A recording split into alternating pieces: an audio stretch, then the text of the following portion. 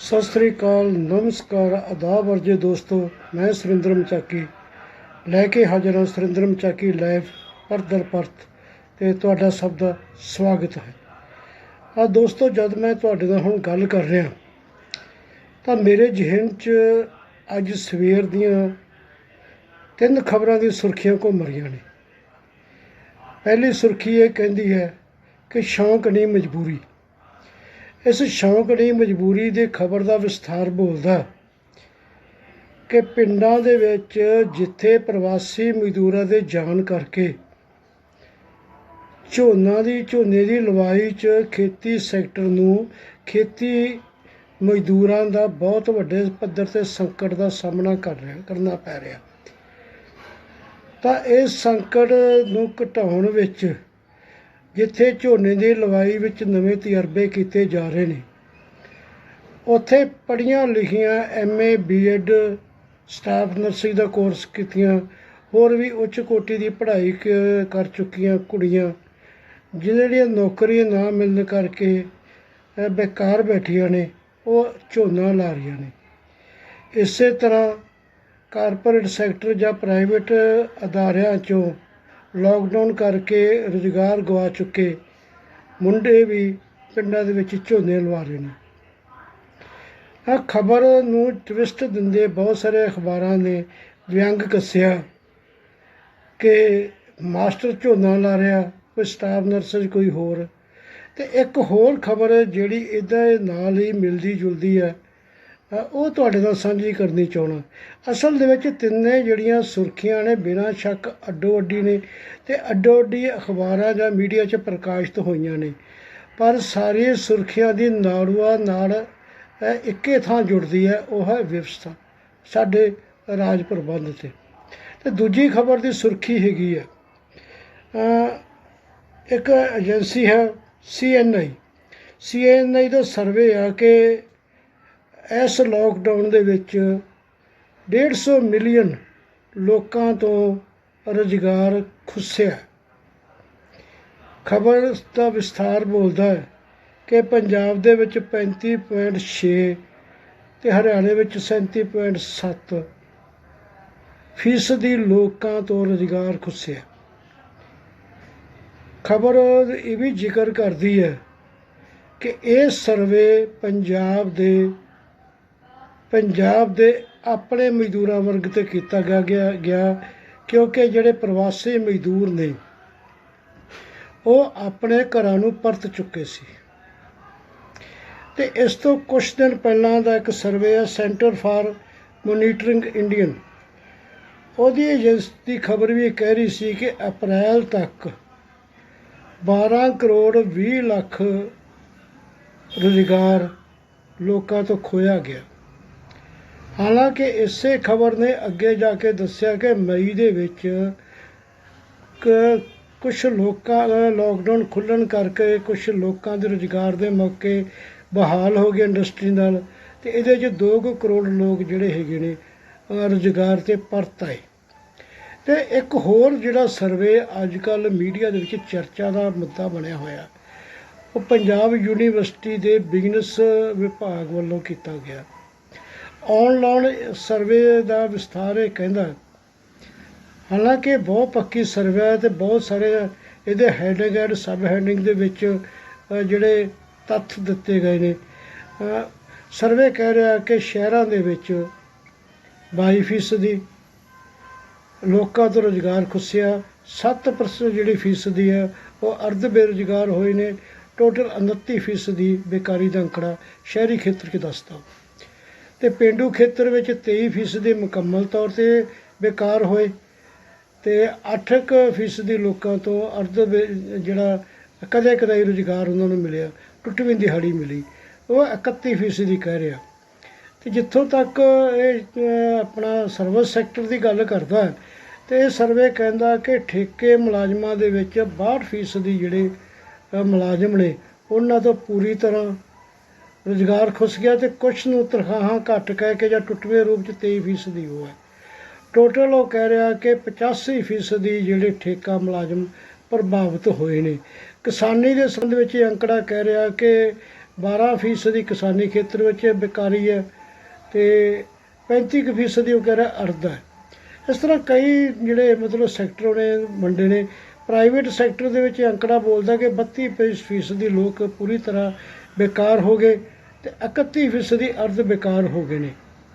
ਇਹ ਸਾਰਾ ਜਿਹੜਾ ਮਤਲਬ ਵੇਰਵੇ ਆ ਇਹ ਤਿੰਨਾਂ ਸਰਵਿਆਂ ਦੇ, ਉਹ ਅਸਲ ਦੇ ਵਿੱਚ ਇਹ ਕਾਰਨ ਦੱਸ ਰਹੇ ਨੇ ਕਿ ਜਿਹੜੀਆਂ MA BEd ਕੁੜੀਆਂ ਜਾਂ ਕੋਈ ਲੈਬੋਰਟਰੀ ਟੈਕਨੀਸ਼ੀਅਨ ਦਾ ਡਿਪਲੋਮਾ ਕਰੀ ਬੈਠਾ, ਸਟਾਫ ਨਰਸਿੰਗ ਫਾਰਮਾਸਿਸਟ ਦਾ ਡਿਪਲੋਮਾ ਕਰੀ ਬੈਠਾ, ਰੁਜ਼ਗਾਰ ਨਾ ਮਿਲਣ ਕਰਕੇ ਜਾਂ ਰੁਜ਼ਗਾਰ ਖੁੱਸ ਜਾਣ ਕਰਕੇ ਮੁੰਡੇ ਕੁੜੀਆਂ ਪਿੰਡਾਂ ਵਿੱਚ ਝੋਨੇ ਲਾ ਰਹੇ ਨੇ।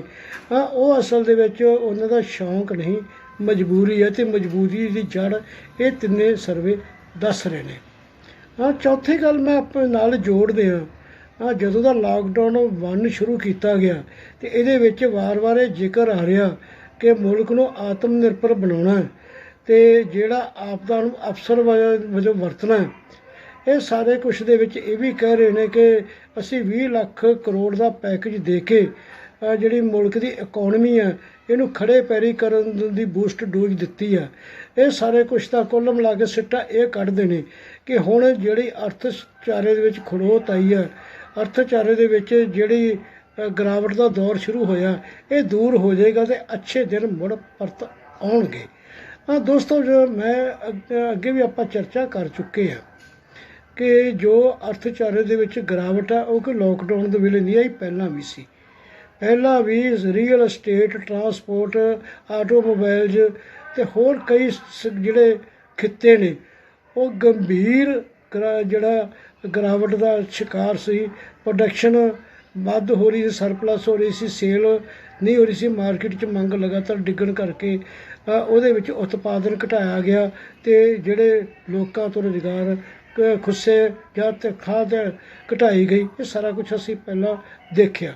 ਲੋਕਡਾਊਨ ਨੇ ਉਹ ਸਪੀਡ ਹੋਰ ਤੇਜ਼ ਕਰ ਦਿੱਤੀ ਕਿਉਂਕਿ ਸਾਰਾ ਸਮੁੱਚਾ ਮੁਲਕ ਹੀ 3 ਕੁ ਮਹੀਨੇ ਲੌਕਅਪ ਦੇ ਵਿੱਚ ਬੰਦ ਹੋ ਗਿਆ ਸੀ, ਲੋਕਡ ਹੋ ਗਿਆ ਸੀ ਅਤੇ ਉਹਦੇ 'ਚ ਇੰਡਸਟਰੀ ਬੰਦ ਹੋ ਗਈ, ਸਰਵਿਸ ਸੈਕਟਰ ਬੰਦ ਹੋ ਗਿਆ, ਹੋਰ ਸਾਰੇ ਕੁਛ ਦੇ ਵਿੱਚ ਜਿਹੜਾ ਫਿਰ ਏਜੰਸੀ ਨੇ ਸਰਵੇ ਕੀਤਾ ਕਿ 10 ਮਿਲੀਅਨ 150 ਮਿਲੀਅਨ ਲੋਕਾਂ ਤੋਂ ਜਿਹੜਾ ਰੁਜ਼ਗਾਰ ਖੋਇਆ ਗਿਆ। ਹੁਣ ਅਗਲੀ ਗੱਲ ਇਹਦੇ ਨਾਲ ਇਹ ਜੁੜਦੀ ਹੈ ਕਿ ਜਿਹੜੇ ਮੁਲਕ ਦੀ ਇਕੋਨਮੀ ਹੈ ਉਹਨੂੰ 20 ਲੱਖ ਕਰੋੜ ਕਿੰਨਾ ਕੁ ਬੂਸਟ ਕਰੇਗੀ, ਅਤੇ ਜਾਂ ਜੇ ਮੁਲਕ ਦੀ ਇਕੋਨਮੀ ਨੂੰ ਬੂਸਟ ਕਰਨਾ ਹੈ ਅਤੇ ਦਰ ਹਕੀਕਤ ਫਿਰ ਕਰਨਾ ਕੀ ਬਣਦਾ। ਮੈਂ ਇਹਦੇ ਵਿੱਚ ਹੀ ਗੱਲ ਕਹਿਣੀ ਚਾਹਾਂਗਾ ਕਿ ਜਿਹੜੀ ਪ੍ਰੋਡਕਸ਼ਨ ਹੈ ਅਤੇ ਡਿਮਾਂਡ ਹੈ ਇਹ ਇੱਕ ਸੂਤਰ 'ਚ ਬੱਧੀਆਂ ਹੋਈਆਂ ਨੇ ਕਿਉਂਕਿ ਡਿਮਾਂਡ ਨੂੰ ਪ੍ਰੋਡਕਸ਼ਨ ਪ੍ਰਭਾਵਿਤ ਕਰਦੀ ਅਤੇ ਪ੍ਰੋਡਕਸ਼ਨ ਨੂੰ ਡਿਮਾਂਡ ਪ੍ਰਭਾਵਿਤ ਕਰਦੀ ਹੈ। ਜਦੋਂ ਬਾਜ਼ਾਰ ਦੇ ਵਿੱਚ ਪੈਦਾ ਕੀਤੀ ਚੀਜ਼ ਵਿਕੇਗੀ ਨਹੀਂ ਅਤੇ ਫਿਰ ਉਹ ਆਪੇ ਸਲੋ ਡਾਊਨ ਆਏਗਾ। ਮਾਰਕੀਟ 'ਚ ਮੰਗ ਪੈਦਾ ਕਰਨ ਲਈ ਕੀ ਕਰਨਾ ਚਾਹੀਦਾ? ਇੱਕ ਤਾਂ ਉਹ ਜਿਹੜਾ 20 ਲੱਖ ਕਰੋੜ ਰੁਪਏ ਦਾ ਪੈਕੇਜ ਦੇ ਕੇ ਸਰਕਾਰ ਕਰ ਰਹੀ ਹੈ, ਜਿਹਦਾ ਫਾਇਦਾ ਨਾ ਹੇਠਾਂ ਪੁੱਜਣਾ, ਨਾ ਪੁੱਜਣ ਦੀਆਂ ਸੰਭਾਵਨਾ ਅਤੇ ਨਾ ਕਦੇ ਪਹਿਲਾਂ ਪੁੱਜਿਆ। ਅਤੇ ਫਿਰ ਕਰਨਾ ਕੀ ਬਣਦਾ? ਕਰਨਾ ਇਹ ਬਣਦਾ ਕਿ ਜਿਹੜੀ ਜੋਬ ਮਾਰਕੀਟ ਦੇ ਵਿੱਚ ਖੜੋਤ ਆਈ ਹੈ, ਰੁਜ਼ਗਾਰ ਦੇ ਪਿੱਛਲ ਖੁਰੀ ਰਫਤਾਰ ਹੋਈ ਹੈ, ਰੁਜ਼ਗਾਰ ਮੌਕੇ ਪੈਦਾ ਨਹੀਂ ਹੋਣੇ, ਰੁਜ਼ਗਾਰ ਖੋਏ ਜਾਣ ਲੱਗੇ ਨੇ। ਇਹ ਜਿਹੜੇ ਰੁਝਾਨ ਨੂੰ ਰੋਕ ਕੇ ਇੱਕ ਪਾਸੇ ਤਾਂ ਜਿਹੜੇ ਰੁਜ਼ਗਾਰ ਦੇ ਮੌਕੇ ਖੋਏ ਜਾਣ ਨੂੰ ਰੋਕਣਾ ਬਣਦਾ, ਦੂਜੇ ਪਾਸੇ ਰੁਜ਼ਗਾਰ ਦੇ ਮੌਕੇ ਪੈਦਾ ਕਰਨੇ ਜ਼ਰੂਰੀ ਨੇ। ਹੁਣ ਉਹ ਪਬਲਿਕ ਸੈਕਟਰ 'ਚ ਵੀ ਪੈਦਾ ਕਰਨੇ ਜ਼ਰੂਰੀ ਨੇ ਅਤੇ ਸੈਕਟਰ ਗੌਰਮੈਂਟ ਦੇ ਵਿੱਚ ਵੀ ਕਰਨੇ ਜ਼ਰੂਰੀ ਨੇ ਕਿਉਂਕਿ ਪਬਲਿਕ ਸੈਕਟਰ ਜਾਂ ਗੌਰਮੈਂਟ ਸੈਕਟਰ ਦੇ ਵਿੱਚ ਬਹੁਤ ਸਾਰੇ ਵਿਭਾਗਾਂ ਦੇ ਵਿੱਚ ਕਈ ਵਰ੍ਹਿਆਂ ਤੋਂ ਭਰਤੀ ਨਹੀਂ ਹੋਈ। ਜੇ ਹੋਈ ਹੈ ਅਤੇ ਫਿਰ ਉਹ ਆਊਟਸੋਰਸਿੰਗ ਹੋਈ ਹੈ ਜਾਂ ਕੰਟਰੈਕਚੁਅਲ ਹੋਈ ਹੈ, ਜਿਹਦੇ 'ਤੇ ਸਰਕਾਰੀ ਨਿਯਮ ਨਾ ਤਾਂ ਲਾਗੂ ਨੇ ਅਤੇ ਨਾ ਲਾਗੂ ਕਰਨ ਦਾ ਸਰਕਾਰ ਦਾ ਇਰਾਦਾ ਹੈ।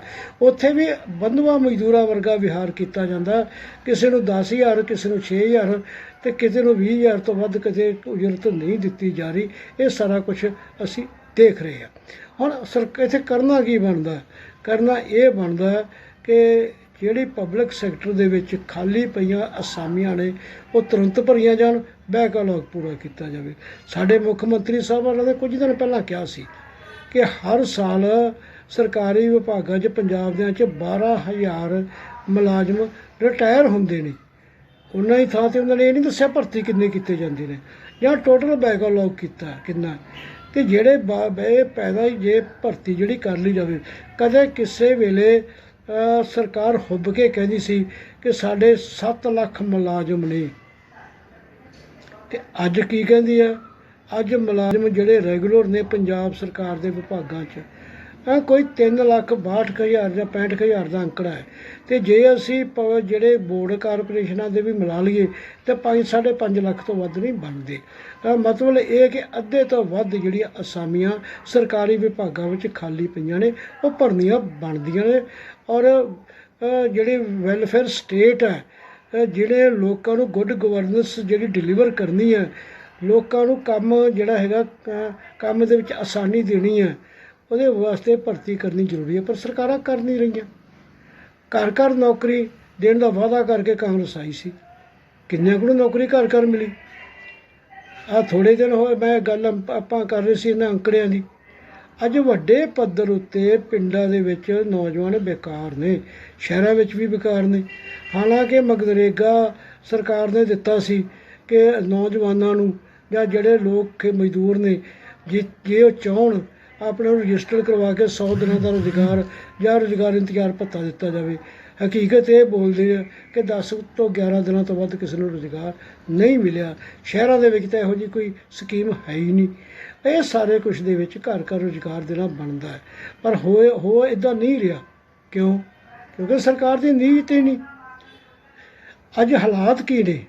ਅੱਜ ਪਿੰਡਾਂ ਦੇ ਨੌਜਵਾਨ ਤਾਂ ਸ਼ਹਿਰਾਂ ਦੇ ਨੌਜਵਾਨ ਬਾਹਰਲੇ ਮੁਲਕਾਂ ਨੂੰ ਭੱਜੇ ਜਾ ਰਹੇ ਨੇ। ਅੱਗੇ ਕਿਸੇ ਵੇਲੇ ਸਾਡੀ ਕਿਰਤ ਜਾਂ ਮਨੁੱਖੀ ਸ਼ਕਤੀ ਬਾਹਰ ਜਾਂਦੀ ਸੀ, ਅੱਜ ਨਾਲ ਵੱਡੇ ਪੱਧਰ 'ਤੇ ਸਰਮਾਇਆ ਵੀ ਬਾਹਰ ਜਾ ਰਿਹਾ।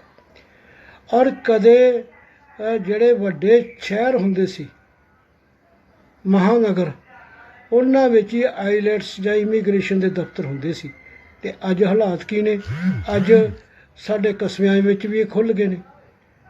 ਜੇ ਇਹੀ ਦੌੜ ਰਹੀ ਬਾਹਰ ਜਾਣ ਦੀ, ਤਾਂ ਫਿਰ ਸਾਡੇ ਪੰਜਾਬ ਦੇ ਵਿੱਚ ਨੌਜਵਾਨ ਕਿਤੇ ਭਾਲਿਆ ਨਹੀਂ ਲੱਭਣੇ। ਇਹ ਬੁੱਢਿਆਂ ਠੇਰਿਆਂ ਦਾ ਸੂਬਾ ਬਣ ਕੇ ਰਹਿ ਜਾਏਗਾ। ਪਰ ਇਹਦੀ ਚਿੰਤਾ ਕਿਸੇ ਨੂੰ ਨਹੀਂ, ਨਾ ਹੀ ਕਾਂਗਰਸ ਪਾਰਟੀ ਨੂੰ ਹੈ, ਅਕਾਲੀ ਪਾਰਟੀ ਨੂੰ ਵੀ ਨਹੀਂ, ਅਤੇ ਨਾ ਹੀ ਆਮ ਕਿਸੇ ਹੋਰ ਪਾਰਟੀ ਨੂੰ, ਕਿਉਂਕਿ ਉਹਨਾਂ ਦਾ ਏਜੰਡਾ ਹੀ ਨਹੀਂ। ਇਹ ਸਾਰੇ ਕੁਛ ਦੇ ਵਿੱਚ ਜੇ ਸਾਡੇ ਮੁੰਡੇ ਕੁੜੀਆਂ ਪਿੰਡਾਂ ਵਿੱਚ ਝੋਨੇ ਲਾ ਰਹੇ ਨੇ, ਤਾਂ ਮੈਂ ਇਹਨੂੰ ਸ਼ਰਮਸਾਰੀ ਉਹਨਾਂ ਵਾਸਤੇ ਨਹੀਂ ਮੰਨ ਰਿਹਾ। ਮੈਂ ਫਿਰ ਵੀ ਕਹਿ ਰਿਹਾ ਕਿ ਉਹਨਾਂ ਨੇ ਸਾਡੇ ਬਾਬੇ ਨਾਨਕ ਦੇ ਜਿਹੜਾ ਸਿਧਾਂਤ ਹੈ, ਕਿਰਤ ਕਰੋ, ਵੰਡ ਛਕੋ, ਨਾਮ ਜਪੋ, ਉਹਨੂੰ ਅਸਲ ਦੇ ਰੂਪ 'ਚ ਅਪਣਾ ਕੇ ਆਪਣੀ ਜ਼ਿੰਦਗੀ 'ਚ ਲਾਗੂ ਕੀਤਾ ਹੈ। ਔਰ ਉਹ ਜਿੰਦਾ ਦਿਲੀ ਜ਼ਿੰਦਗੀ ਜਿੰਦਾਬਾਦ ਦਾ ਸਬੂਤ ਦੇ ਰਹੇ ਨੇ। ਹਾਂ, ਜੇ ਸ਼ਰਮਸਾਰੀ ਹੈ ਤਾਂ ਸਾਡੀਆਂ ਉਹਨਾਂ ਪੋਲੀਟੀਕਲ ਕਲਾਸ ਨੂੰ ਆ ਜਿਹੜੀ ਅੱਜ ਰਾਜ ਕਰ ਰਹੀ ਹੈ ਅਤੇ ਜਿਹੜੀ ਕੱਲ੍ਹ ਕਰ ਚੁੱਕੀ ਹੈ, ਅਤੇ ਜਾਂ ਜਿਹੜੀ ਨੇ ਕੱਲ੍ਹ ਨੂੰ ਕਰਨ ਆਉਣ ਦੇ ਸੁਪਨੇ ਲੋਕਾਂ ਨੂੰ ਦਿਖਾਉਣੇ ਨੇ। ਅਤੇ ਅਫਸੋਸ ਉਸ ਧਿਰ ਨੂੰ ਵੀ ਹੋਣਾ ਚਾਹੀਦਾ ਜਿਹੜੀ ਇਹ ਕਹਿ ਰਹੀ ਸੀ ਕਿ ਇਹ ਜਿਹੜੇ ਨੌਜਵਾਨਾਂ ਦੇ ਜਿਹੜੇ ਭਵਿੱਖ ਜਿਹੜਾ ਸਾਡੇ ਵਿਕਾਸ ਮਾਡਲ ਨਾਲ ਜੁੜਿਆ ਹੋਇਆ, ਜਿੰਨਾ ਚਿਰ ਵਿਕਾਸ ਮਾਡਲ ਮੌਜੂਦਾ ਰਹਿੰਦਾ, ਜਿਹੜਾ ਮਨੁੱਖ ਦੇ ਵਿਰੋਧੀ ਤਾਂ ਹੈ, ਕੁਦਰਤ ਵਿਰੋਧੀ ਵੀ ਹੈ, ਇਹਦੀ ਥਾਂ 'ਤੇ ਮਨੁੱਖ ਅਤੇ ਕੁਦਰਤ ਪੱਖੀ ਵਿਕਾਸ ਮਾਡਲ ਲਾਗੂ ਕਰਕੇ ਹੀ ਰੁਜ਼ਗਾਰ ਦੇ ਮੌਕੇ ਵੀ ਕੀਤੇ ਜਾਣਗੇ ਔਰ ਖੇਤੀ ਸਮੇਤ ਹਰ ਸੰਕਟ ਨੂੰ ਦੂਰ ਕੀਤਾ ਜਾਵੇਗਾ। ਉਹ ਧਿਰ ਅੱਜ ਪੰਜਾਬ 'ਚ ਕਿਵੇਂ ਹਾਸ਼ੀਆਗ੍ਰਸਤ ਹੋ ਗਈ, ਇਹ ਉਹਦੇ ਵੀ ਸੋਚਣ ਦਾ ਮੁੱਦਾ ਹੈ। ਅਸੀਂ ਜਦੋਂ ਗੱਲ ਕਰ ਰਹੇ ਹਾਂ 2020 ਦਾ ਮੱਧ ਗੁਜ਼ਰ ਚੁੱਕਿਆ, ਅਗਲਾ 1 ਸਾਲ ਪਿਆ, 1.5 ਸਾਲ, ਅਤੇ 2022 ਦੇ ਪਹਿਲੇ ਜਿਹੜੀ ਤਿਮਾਹੀ ਦੇ ਵਿੱਚ ਪੰਜਾਬ ਦੀਆਂ ਚੋਣਾਂ ਹੋਣੀਆਂ ਨੇ। ਕਹਿਣਾ ਇਹ ਚਾਹੁੰਦਾ ਕਿ 1.5 ਸਾਲ ਹੀ ਚੋਣਾਂ ਦੇ ਵਿੱਚ ਰਹਿ ਗਿਆ। ਅਤੇ ਜੇ ਅੱਜ ਵੀ ਇਹ ਮੁੱਦੇ ਜਿਹਦੇ ਵਿੱਚੋਂ ਰੁਜ਼ਗਾਰ ਦਾ ਮੁੱਦਾ ਜਾਂ ਫਿਰ MA BEd ਕੁੜੀਆਂ ਦੇ ਝੋਨੇ ਲਾਉਣ ਦਾ ਮੁੱਦਾ, ਜੇ ਅੱਜ ਵੀ ਇਹ ਕੇਂਦਰੀ ਮੁੱਦਾ ਸਾਡੇ ਲੋਕ ਪੰਜਾਬ ਦੇ ਮੁੱਦਿਆਂ ਦੇ ਵਿੱਚ ਮੁੱਦਾ ਨਹੀਂ ਬਣਦਾ, ਪੰਜਾਬ ਦੀ ਰਾਜਨੀਤੀ ਦਾ ਏਜੰਡਾ ਨਹੀਂ ਬਣਦਾ, ਤਾਂ ਫਿਰ ਇਹਨੂੰ ਬਣਾਉਣ ਦੀ ਲੋੜ ਹੈ। ਅਤੇ ਬਣਾਉਣ ਲਈ ਪਹਿਲ ਕਦਮੀ ਕਿਹਨੇ ਕਰਨੀ ਹੈ? ਇਹ ਪੋਲੀਟੀਕਲ ਕਲਾਸ ਨਹੀਂ ਕਰਨੀ, ਨਾ ਹੀ ਬਿਊਰੋਕਰੇਸੀ ਨੇ ਕਰਨੀ ਹੈ। ਅਤੇ ਇਹ ਫਿਰ ਕਰਨੀ ਕਿਹਨਾਂ ਨੇ ਆ? ਉਹਨਾਂ ਨੇ ਕਰਨੀ ਆ ਜਿਨ੍ਹਾਂ ਦਾ ਸ਼ੌਂਕ ਨਹੀਂ, ਮਜਬੂਰੀ ਹੈ।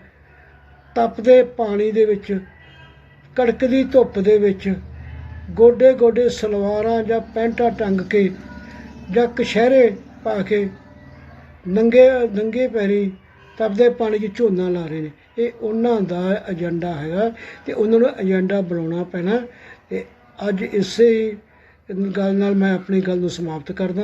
ਫਿਰ ਕੋਈ ਹੋਰ ਮੁੱਦਾ ਲੈ ਕੇ ਕਿਸੇ ਸਮੇਂ ਤੁਹਾਡੇ 'ਚ ਹਾਜ਼ਰ ਹੋਵਾਂਗਾ। ਇਜਾਜ਼ਤ ਦਿਓ। ਧੰਨਵਾਦ। ਜ਼ਿੰਦਗੀ ਜ਼ਿੰਦਾਬਾਦ। ਆਪਣਾ ਖਿਆਲ ਰੱਖਿਓ, ਆਪਣੇ ਪਰਿਵਾਰਾਂ ਦਾ ਖਿਆਲ ਰੱਖਿਓ। ਧੰਨਵਾਦ।